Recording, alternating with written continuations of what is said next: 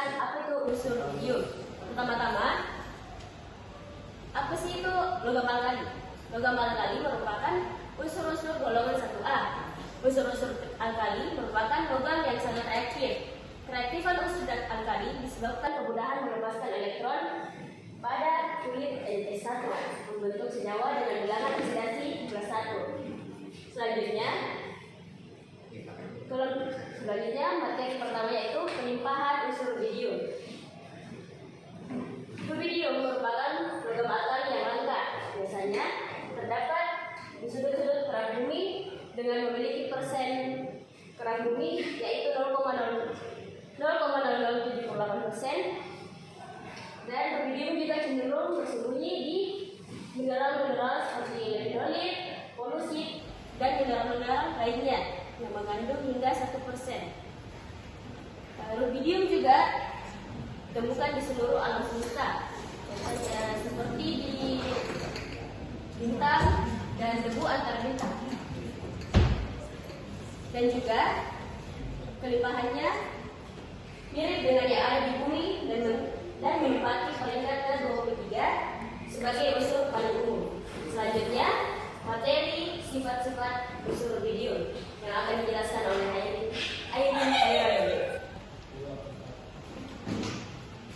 Oke, selanjutnya itu sifat fisik. Yang pertama itu terbentuk padat pada suhu kamar kurang lebih 20 derajat Celcius. Yang kedua itu berwarna putih perak yang khas. Ketiga memiliki titik didih sekitar 688 derajat Celcius. Yang keempat itu memiliki titik lebur sekitar 39 derajat Celcius. Yang kelima memiliki massa jenis 1,532 gram per cm kubik. Terus yang keenam itu bersifat sangat reaktif dan larut dalam air dengan baik. Yang ketujuh dapat menjadi penghantar panas yang baik. Dan kedelapan memiliki konduktivitas yang relatif tinggi. Dan yang kesembilan memiliki warna nyala keunguan yang khas.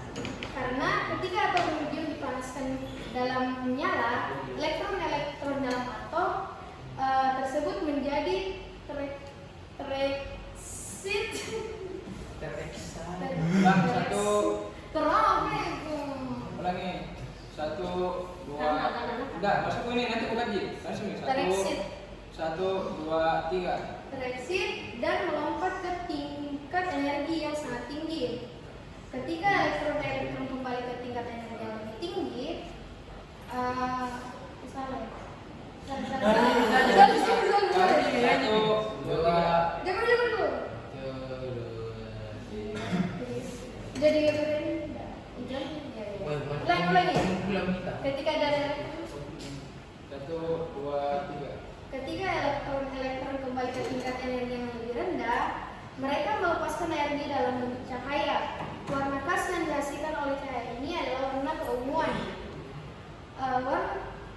Ini adalah fenomena yang umum terjadi dalam spektroskopi, di mana warna-warna cahaya yang dihasilkan saat atom atau molekul tereksit digunakan untuk didefinisikan atau menghasilkan substansi kimia.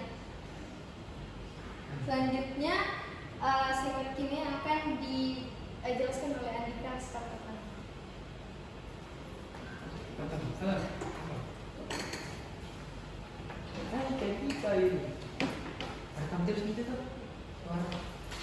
Oke, baik, saya akan menjelaskan sifat kimia dari rhodium. Yang pertama itu rhodium adalah unsur alkali yang sangat reaktif. Reaktivitas rhodium adalah unsur alkali yang sangat reaktif. Ini berarti bahwa rhodium bereaksi dengan cepat dan kuat dengan air, menghasilkan gas hidrogen dan membentuk lautan basah. Yang kedua itu rhodium adalah logam alkali yang memiliki potensial elektrokimia yang rendah. Rhodium adalah logam alkali yang memiliki potensial elektrokimia yang rendah. Ini berarti rhodium dapat digunakan dalam sel elektrokimia dan baterai. Yang ketiga itu rhodium bereaksi dengan asam untuk membentuk garam rhodium dan gas hidrogen. Reaksi dengan asam. Rhodium bereaksi dengan asam untuk membentuk garam rhodium dan gas hidrogen. Reaksi ini sangat eksotermis yang berarti melepaskan panas secara signifikan.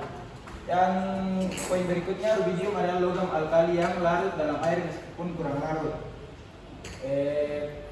Kelarutan rubidium adalah logam alkali yang larut dalam air meskipun kurang larut dari beberapa logam alkali lainnya seperti natrium dan kalium. Ketika rubidium larut dalam air, ia membentuk larutan berwarna merah keunguan karena pembentukan ion rubidium Rb+. Poin yang terakhir itu, rubidium membentuk berbagai senyawa dengan unsur lainnya. Contohnya adalah rubidium klorida RbCl, rubidium bromida RbBr, dan rubidium iodida Rbi. Pembentukan senyawa, rubidium membentuk berbagai senyawa dengan unsur lainnya. Contohnya adalah seperti yang di atas.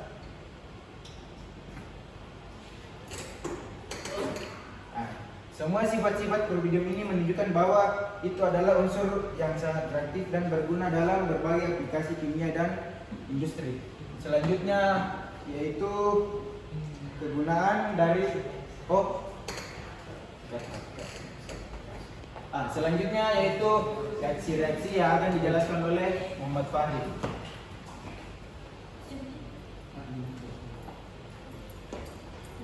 Nah, baik. Jadi sekarang itu adalah reaksi-reaksi dari rubidium itu sendiri. Pertama itu reaksi logam rubidium dengan halogen. Nah, pada umumnya reaksi logam rubidium ini bereaksi kuat dengan semua halogen membentuk rubidium halida. Jadi ia bereaksi dengan fluor atau F2, klor atau Cl2, brom yaitu Br2, I yaitu I2 dan seterusnya. Salah bilang kaki. Wih, tadi slide apa Sandi? Sebelum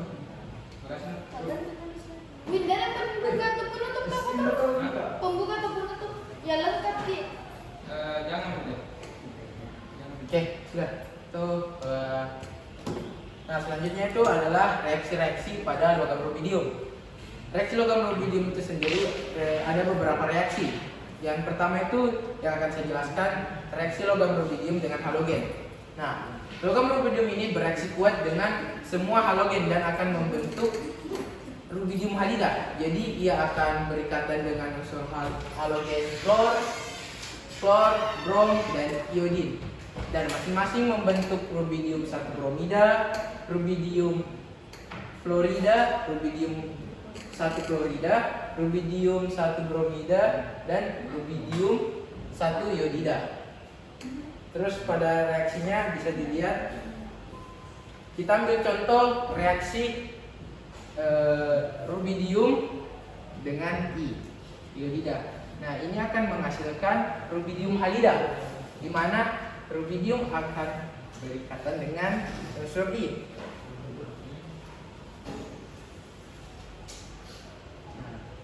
Pada reaksi ini, reaktivitas logam alkali itu semakin meningkat jika energi ionisasinya semakin berkurang, sehingga urutannya itu dari cesium lebih besar dari rubidium, lebih besar dari kalium, lebih besar dari natrium, dan lebih besar dari lithium.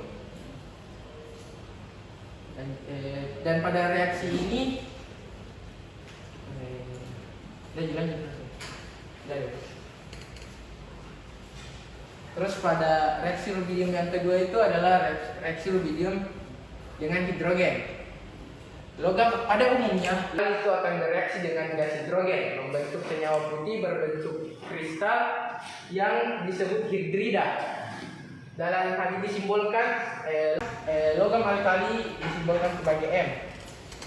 Nah, reaksi yang terjadi dengan lambat pada suhu kamar dan membutuhkan pemanasan untuk melelehkan logam alkali.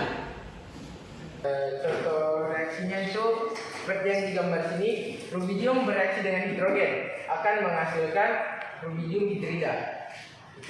Dari teori yang terpaparkan di sini bahwa logam alkali yang bereaksi dengan hidrogen membentuk senyawa putih berbentuk kristal yang disebut hidrida. Nama dari senyawa ini adalah rubidium hidrida.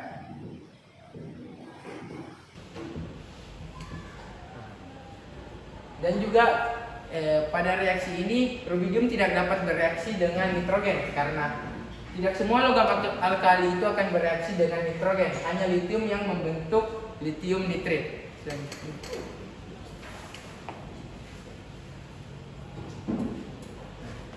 Reaksi yang ketiga itu adalah reaksi rubidium dengan oksigen. Rubidium itu sangat lembut dan mudah dipotong. Permukaan yang dihasilkan cerah dan mengkilat. Namun, permukaan ini segera ternoda karena reaksi dengan oksigen dan kelembapan dari udara. Jika rubidium itu sendiri dibakar di udara, hasilnya terutama berupa pembentukan superoksida. Rubidium berwarna coklat tua dan nama unsurnya itu RbO2.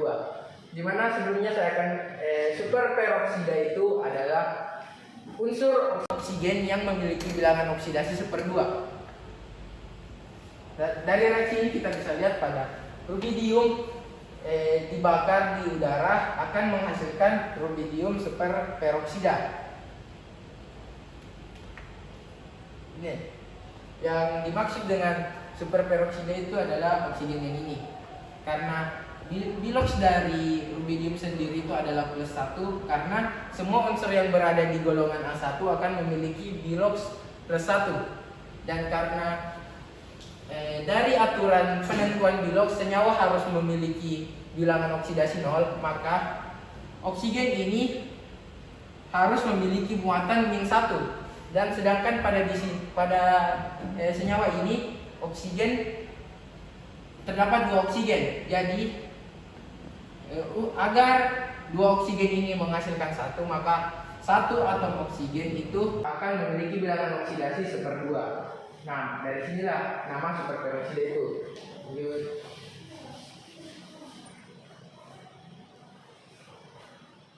Terus reaksi rubidium dengan air.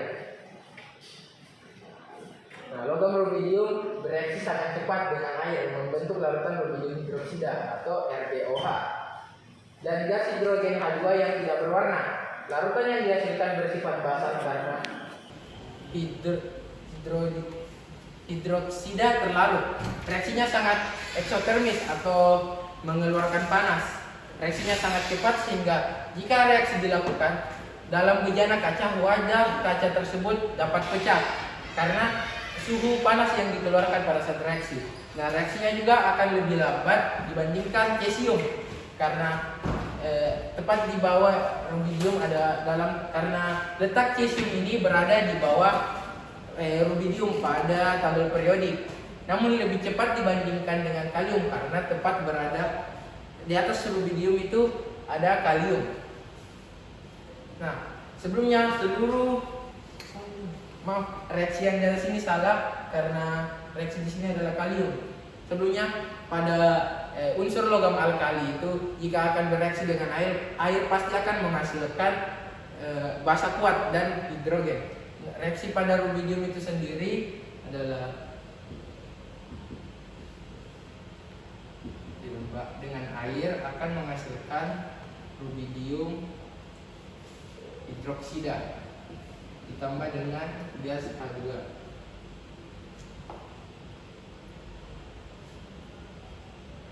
Nah, sini ini adalah basa kuat yang terbentuk, sedangkan ini adalah gas H2 yang terbentuk dari hasil reaksi.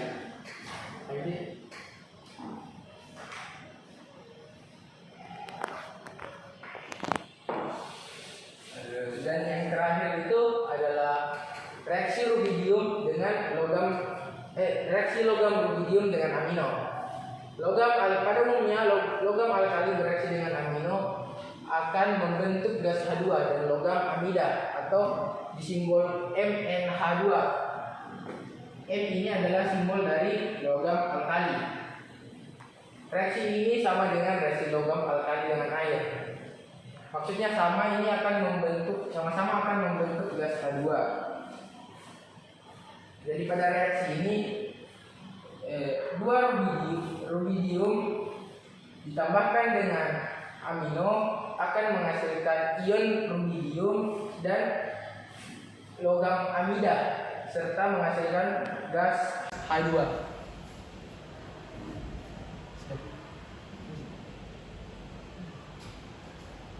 Oke, selanjutnya pada materi kegunaan rubidium akan dijelaskan oleh teman saya, yaitu Muhammad Fatur Rahman. Terima kasih.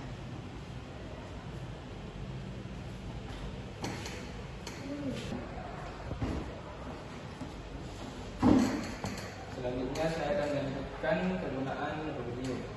Yang pertama, senyawa rubidium RbOH atau rubidium hidroksida. Kegunaannya dari hasil pencarian saya ada dua. Yang pertama, dapat digunakan dalam pembuatan karet sintetis. Yang kedua, digunakan sebagai zat kimia dalam penelitian laboratorium karena sifat basa kuatnya. Senyawa yang kedua yaitu RbNO3 atau rubidium nitrat. Dan sekali lagi dari hasil pencarian saya mendapatkan dua kegunaan dari senyawa ini. Yang pertama, digunakan sebagai bahan dalam pembuatan sel surya untuk menghasilkan energi listrik atau biasa kita sebut panel surya. Yang kedua, kegunaannya yaitu digunakan dalam beberapa reaksi kimia sebagai katalis untuk mengubah struktur molekul. Nah, katalis ini merupakan zat yang mempercepat laju reaksi. Senyawa yang ketiga atau senyawa yang terakhir yaitu RbCl atau rubidium klorida. Nah, dari hasil pencarian saya mendapatkan dua kegunaan dari senyawa ini. Yang pertama, digunakan dalam proses pemurnian logam-logam tertentu seperti pemurnian timah atau Sn dan kronium atau Cr. Kegunaan yang kedua, digunakan sebagai standar dalam analisis kuantitatif untuk menentukan konsentrasi senyawa-senyawa tertentu dalam sampel. Selanjutnya akan dijelaskan oleh teman saya yaitu Misal. Oke, pembuatan rubidium. Untuk membuat rubidium, langkah-langkah umumnya itu melibatkan ekstraksi dari mineral alam yang mengandungnya, seperti leptodolit atau mineral lainnya yang mengandung rubidium. Proses ini melibatkan langkah-langkah kimia kompleks, termasuk penggilingan, pencucian, dan pemurnian. Rubidium dapat diekstraksi dalam bentuk senyawa rubidium klorida. Setelah senyawa rubidium itu diperoleh, langkah selanjutnya adalah menjalani proses elektrolisis. Dalam proses ini, senyawa rubidium klorida dilebur dan dipisahkan menjadi unsur-unsurnya melalui elektrolisis. Selama proses ini, rubidium yang murni dapat terpisah dari unsur-unsur lainnya dan dikumpulkan. Dalam pembuatan rubidium itu menggunakan reaksi redoks di mana untuk menemukan logam rubidium itu dibuat dengan mereduksikan lelehan senyawa rubidium klorida. Rubidium klorida ditambah logam natrium itu akan menghasilkan rubidium ditambah natrium klorida. Karena reaksi ini bersifat kesetimbangan sehingga rubidium dapat kembali lagi menjadi rubidium klorida. Jadi setelah mendapatkan rubidium yang kita inginkan itu harus langsung diproses elektrolisis.